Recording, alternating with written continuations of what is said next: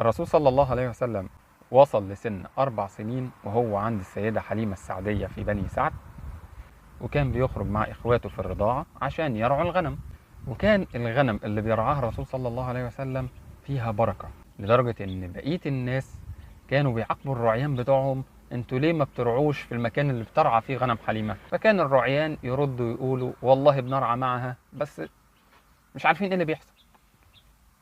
وفي يوم السيدة حليمة قاعدة هي وزوجها الحارث، ولقوا أخو الرسول صلى الله عليه وسلم في الرضاعة، يقال إن هو اسمه عبد الله، جاي مخضوض ومرعوب. مالك؟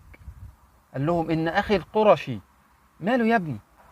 قال: جم 2 لابسين أبيض في أبيض وضربوه، وقعوه على الأرض، صرعاه. طبعا اتفزع الحارث واتفزعت السيدة حليمة. ده